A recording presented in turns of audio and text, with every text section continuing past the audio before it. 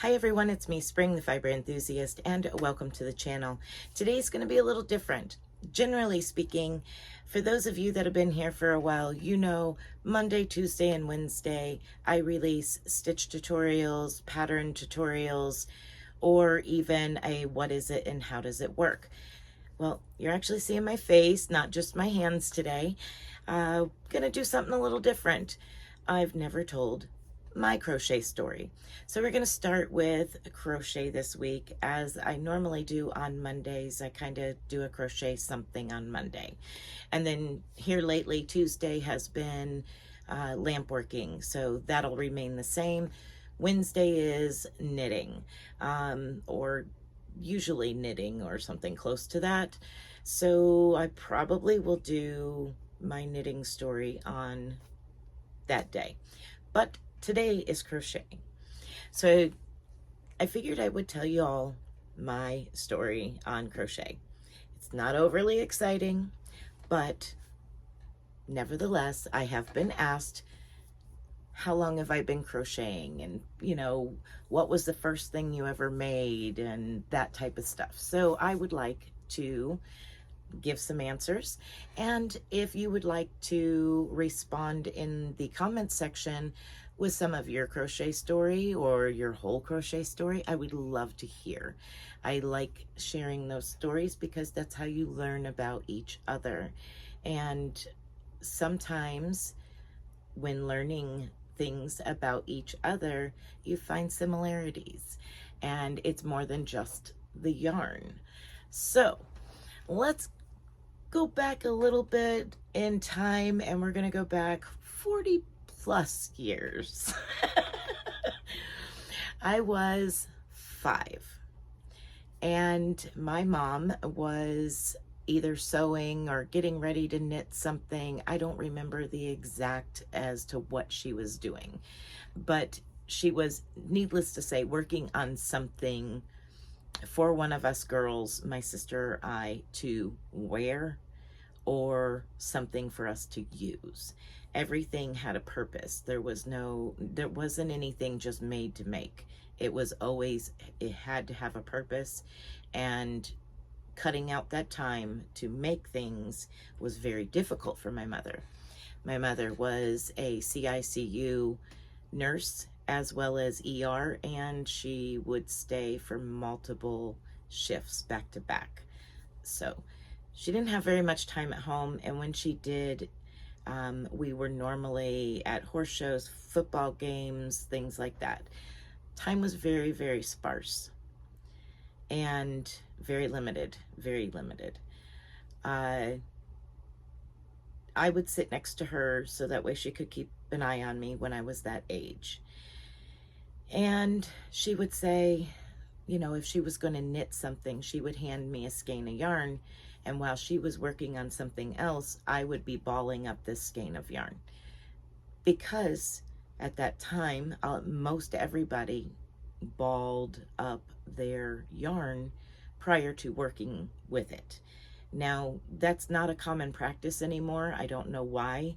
I honestly don't know why more people don't do that.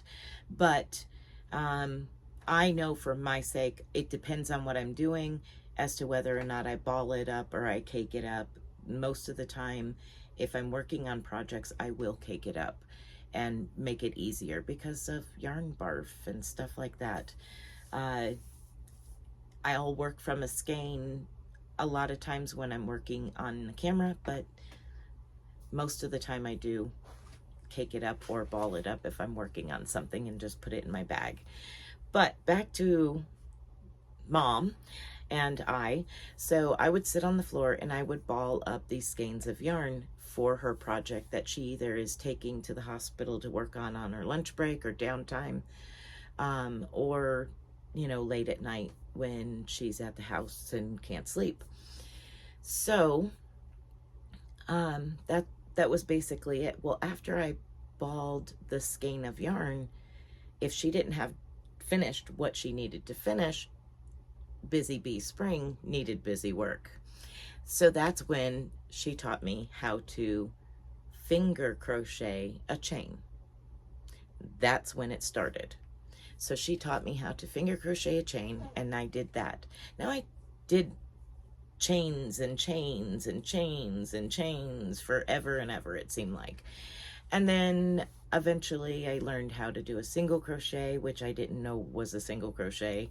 I was young. I was very young. I was teaching myself. I didn't know what I was doing. I was just mimicking things I had seen. So I did a single crochet, and most everything I did was a chain and a single crochet, just playing around. As I said, busy work, because if my hands and my brain wasn't busy, I was getting in trouble. What kid wasn't, right? So that's where it started. Now there come a time when, you know, football, cheerleading, horse shows took over everything in life. And then, of course, you know, boys took over in life, you know, having relationships and friends and all that takes over in life. And you go years without doing stuff when you start something young like that. Then it comes back around. Now I had a family started, and I was like, you know, I'll make a baby Afghan, I'll make a throw, I'll make, you know, a bib, I'll make usable products. Once again, very, very limited time, and everything had to have a purpose, and every moment in time had to have a purpose. Still kind of that way. Still kind of that way. So, I would work on either creating a washcloth, or I would create, you know, as I said, a baby Afghan, things like that. And then I set it down for a while, or I'd pick something up, and I had, you know, 2 or 3 different skeins left over from a project that I had done, and I would create just a heavier throw by using 2 strands together to get rid of it. Everything I did was simple and basic, usable, basic stuff. Then I got to a point where it was, I kind of like that. That looks really cool. I bet I could do that. And I zoom in on it, you know, and zone myself into the stitches and figure it out. And, oh, okay, I can do that. Never read a pattern. Never read a pattern. I just worked up whatever I seen. And did that for years. Until about probably 7 years ago now, maybe 8 years ago now, I had a Australian designer who did beautiful doilies ask me to be a part of her testers. And I said, I don't read patterns. Everything I do is just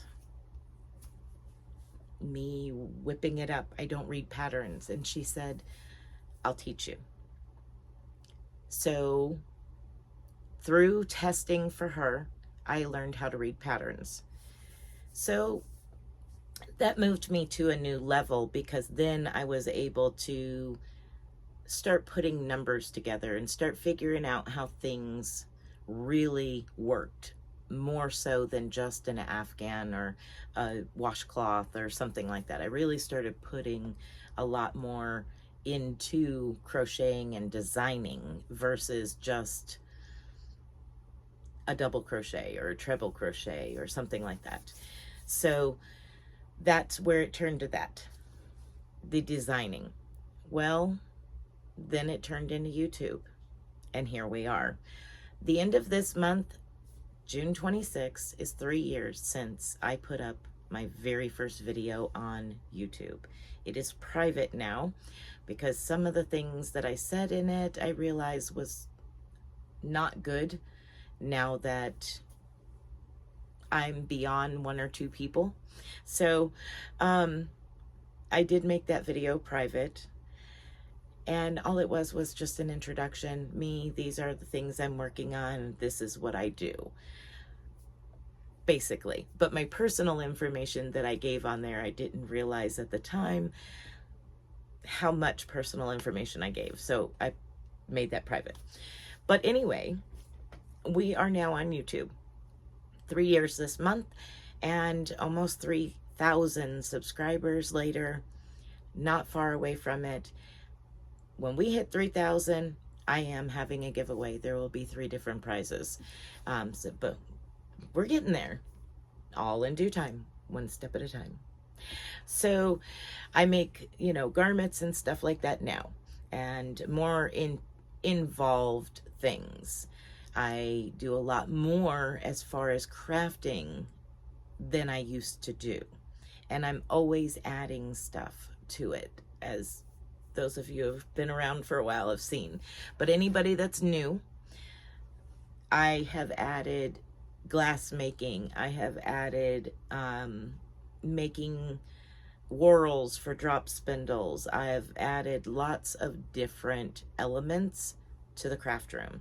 I already had a lot. I already did numerous, but I added more, and I'm always adding more because I find it enjoyable to have a wide range of things to work on. So some of the crafting or the crocheting that I really took it another level and went into was locking filet crochet. Now, this is a Lisa Conley pattern. It is a wrap that is snails, but locking filet crochet really intensified the knowledge of how things work to create designs. It's not mosaic. It does not have all those little ends hanging off the end. It is locking filet crochet. And basically it's 2 fillets, afghans, put together, and the way that you lock them together creates a design. And there's many designs. Lisa Conley is just one of the locking filet crochet designers, and she has amazing patterns.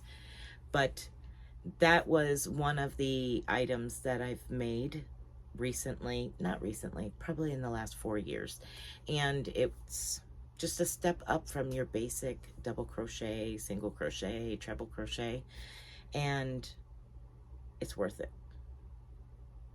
It's worth it. So that is basically my crochet story. Like I said, it's not super exciting. It's just how I learn and how my ability in the craft of crochet itself has evolved over time, and where I've learned and picked up things has been a process, just like anybody else's. So that's my story.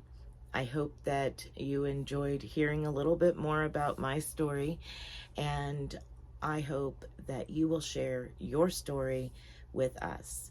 I want to thank each and every one of you for stopping in, and whether you listen to it from the beginning to the end, or you listen to a second of it, or you just click through it, thank you for coming. Thank you for clicking on the video.